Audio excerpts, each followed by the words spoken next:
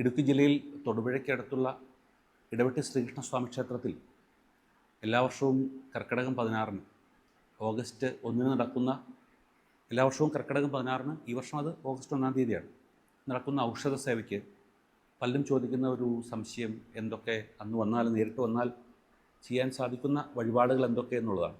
വർഷത്തിൽ ഒരു ദിവസം ഭഗവാന്റെ ചൈതന്യം ഏറ്റവും ദീപ്തമായി നിൽക്കുന്ന ഒരു ദിവസമാണ് ഈ കർക്കിടകം 16. അപ്പോൾ അന്ന് ഭഗവാന് മുൻകൂട്ടി നടത്തേണ്ട ഒരു വഴിപാടാണ്, പറഞ്ഞ് നടത്തേണ്ട ഒരു വഴിപാട്, ഒരു കുടം എള്ളെണ്ണ സമർപ്പണം. അപ്പോൾ അത് നമുക്ക് ഈ നേരത്തെ പറഞ്ഞു കഴിഞ്ഞാൽ അവരുടെ പേരിലും നാളിലും ഭഗവാന് ഈ വരുന്ന 1-ാം തീയതി ഔഷധ സേവാ ദിനത്തിൽ രാവിലെ ഒരു 3 മണിയോടുകൂടി ഭഗവാൻ അഭിഷേകം നടത്താൻ സാധിക്കും. അതിനുശേഷം അന്ന് ഔഷധ സേവയ്ക്ക് വരുന്ന ആളുകൾ അവരുടെ പേരിൽ നേരത്തെ നൽകിയ വഴിപാടിൻ്റെ പ്രസാദമായി ഈ എണ്ണ നമുക്ക് കൊണ്ടുപോകാൻ സാധിക്കും.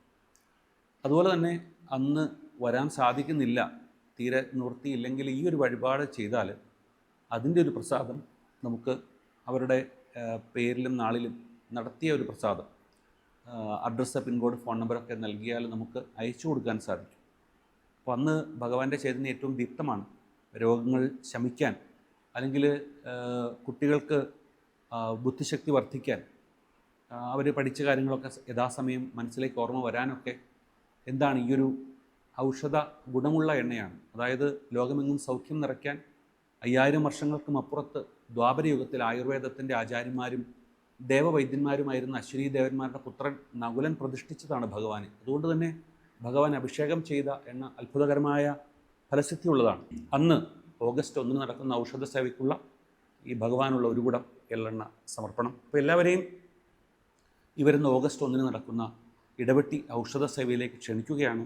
എല്ലാവർക്കും ഇടവെട്ടി ശ്രീകൃഷ്ണ ഭഗവാന്റെ അനുഗ്രഹം ഉണ്ടാവട്ടെ എന്ന് പ്രാർത്ഥിക്കുകയാണ്.